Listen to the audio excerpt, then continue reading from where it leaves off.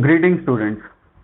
In this module, we will discuss about the Fleming's right hand rule, or it can also be called as dynamo rule. And all of you are aware about the dynamo. Dynamo is a type of small electric generator.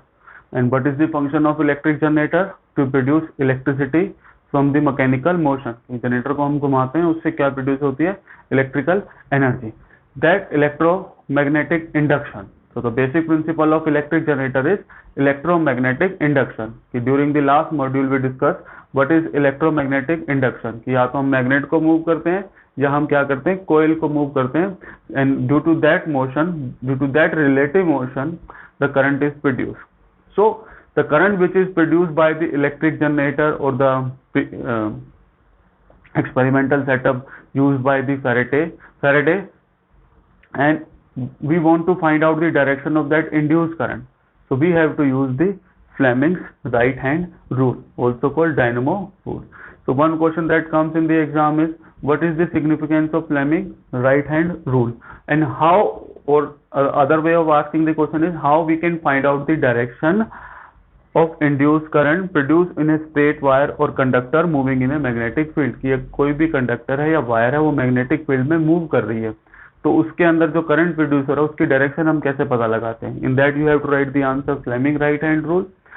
So the question is write the significance और use of Fleming right hand rule, then you can write the answer, that is to find out the direction of induced current produced in a straight wire or conductor moving in a magnetic field. So what is the Fleming right hand rule? So they are saying we have to use our right hand. To take your right hand, your thumb, the first finger, also called as forefinger, and the middle finger or central finger, they should be stretched in such a manner they are mutually perpendicular to each other. कि तीनों को क्या करना है, आपको इस तरह से स्ट्रेच करना है, so that they should be mutually perpendicular to each other, कि तीनों के बीच में एंगल क्या होगा? 90 डिग्री का. Now what they are pointing towards, कि in case of electromagnetic induction what we are producing? Electric current. तो इलेक्ट्रिक करंट हम इलेक्ट्रोमैग्नेटिक इंडक्शन से प्रोड्यूस कर रहे हैं, लेकिन दो चीजें हमको उसके अंदर पता होनी चाहिए. What? The direction of motion, कि हम जो मैग्नेट को कोयल के अंदर मूव कर रहे हैं तो वो किस डायरेक्शन में हम मूव कर रहे हैं उसको. तो first is the motion of magnet, second is the direction of magnetic field, कि जो हम मैग्नेट ले रहे हैं और उसको कोयल के अंदर मूव कर रहे हैं उसकी मैग्नेटिक फील्ड की डायरेक्शन क्या है और उसका मोशन क्या है. ये दो चीजें अगर हमको पता होंगी then only we can find out the direction of induced current. So what are these three fingers pointing towards? Thumb, forefinger, and the middle or central finger. So they should be stretched in such a manner so they should be perpendicular to each other. कि तीनों को stretch करना है इस तरह से कि तीनों क्या हो? Mutually perpendicular to each other. Now दो चीजें हमको पता है. फर्स्ट इज कि किस डायरेक्शन में हम मोशन कर रहे हैं, तो motion, thumb point toward the direction of motion. Second, the direction of magnetic field, तो द फोर फिंगर और the first finger point toward the direction of magnetic field, and by the third finger और middle finger we can find out the direction of induced current. कि दो चीजें जो हमको पता है उसकी तरफ हम इनको पॉइंट कर देंगे. मोशन किस तरफ कर रहे हैं, मैग्नेटिक फील्ड किस तरफ है, उन दोनों की तरफ पॉइंट करेंगे तो automatically we will get the direction of induced current. की करंट कौन सी डायरेक्शन में प्रोड्यूस होगा, तो इन दोनों फिंगर्स को जो चीजें हमको पता है उनकी तरफ पॉइंट कर देंगे, so we will get the direction of induced current. So sometime people get confuse in the Fleming right hand and left hand rule. So to remove that confusion, let's see both the examples at once. So this is Fleming left hand rule. We have to stretch the first three fingers. In case of Fleming left hand rule, in case of right hand, we have to stretch the finger of right hand. So when you compare both of them, left hand, right hand, so Fleming left hand is used where? What is the significance of Fleming left hand rule? तो Fleming left hand rule से हम क्या पता लगाते हैं? Direction of motion और force, कि किस डायरेक्शन में फोर्स लग रहा है, किस डायरेक्शन में मोशन है.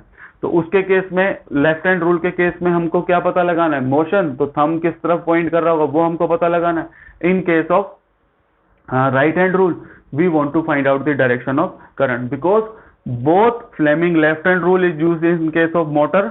मोटर क्या करती है? It convert electrical into mechanical. तो इलेक्ट्रिकल को मैकेनिकल में कन्वर्ट कर रही है मोटर, तो वहां पे हमको क्या यूज करना है, लेफ्ट हैंड रूल, क्योंकि वहां पे हमको क्या पता लगाना होता है, किस डायरेक्शन में मोटर घूमेगी।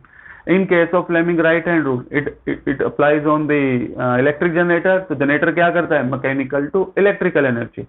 सो करंट किस डायरेक्शन में प्रोड्यूस हो रहा है वो हमको पता लगाना होता है। तो फ्लेमिंग लेफ्ट हैंड रूल में थंब के बारे में पता लगाना है, और राइट हैंड रूल में मिडिल फिंगर के बारे में पता लगाना है, सेंट्रल फिंगर के बारे में पता लगाना है हमको।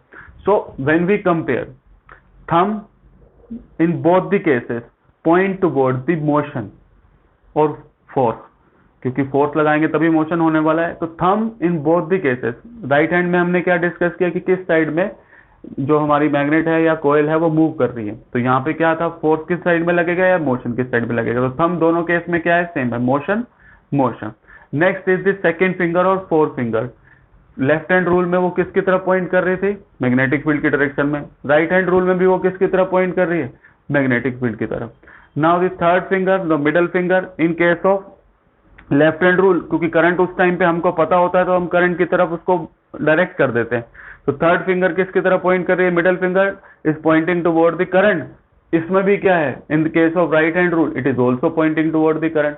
But the basic difference is, in case of left hand rule हम थंब के बारे में पता लगाते हैं कि फोर्स किस साइड लग रहा है या मोशन किस साइड लग रहा है। In case of right hand rule we point toward the, हमको क्या पता लगाना है, we want to find out the direction of current. तो तीनों चीज के अंदर वैल्यू वही सेम है, thumb motion motion, second finger और fourth finger direction of magnetic field, direction of magnetic field. Third that is the middle finger both of left and right, current current. But the difference in the current is, यहाँ पे left hand rule जब हम लगाते हैं तो current हमको पता होता है। In case of right hand rule we want to find out the direction of current which is produced, and that produced current is called induced current. So I hope this difference in both the cases of Fleming left hand and right hand is clear to everyone, कि दोनों case में आपको सिर्फ ये ध्यान रखना है कि कौन सा पोर्शन जो है आपके हैंड का, कौन सी फिंगर है वो हम यूज कर रहे हैं किसी चीज का पता लगाने के लिए। फ्लेमिंग लेफ्ट हैंड रूल में हम क्या पता लगा रहे हैं, फोर्स या मोशन। फ्लेमिंग राइट हैंड में हम क्या पता लगा रहे हैं, करंट की direction. So that you have to remember. बाकी तीनों चीजें सेम है, thumb point toward the motion, second fourth finger point toward the direction of magnetic field, and the third finger middle finger point toward the direction of current. इसमें current हमको पता होता है left hand rule में, जो motor पे हम apply करते हैं, इसमें हम डायरेक्शन निकालते हैं करंट की कि कौन सा करंट प्रोड्यूस हुआ है। तो I hope the difference is clear to everyone, what is the difference between Fleming left hand and right hand. So how you have to write in the notebook, first is Fleming right hand rule और dynamo rule. First you have to write कि उसका फायदा क्या है, use कहाँ है और क्या हम करते हैं to find out the direction of induced current produced in a straight wire or conductor moving in a magnetic field. So after writing the significance, then you can write the definition of Fleming right hand rule. This is written here. Stretch the thumb, first finger, central finger of right hand in such a manner they are mutually perpendicular to each other. So after they are stretched, the thumb will point toward the direction of motion of conductor, the forefinger will point toward the direction of magnetic field. तो दोनों को हम, जो दोनों finger को जो चीजें हमको पता है उसकी तरफ हम पॉइंट करेंगे, then we will get the direction of current.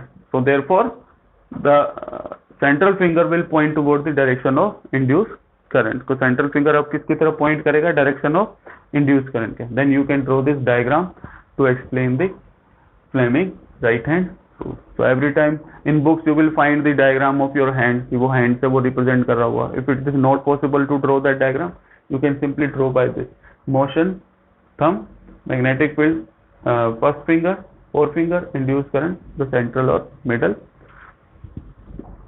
central or middle finger. So this was the last topic of your chapter magnetic effect of electric current according to this new curriculum. So I hope this is clear to everyone. The rest of the topic of this chapter that is given in your NCERT book, the AC current, DC current, the domestic electric circuit, the electric generator, they have been removed from your syllabus. So this chapter is finished up to this Fleming right hand rule. So now you can take this screenshot and write in a proper manner in your fair notebook. So thank you students.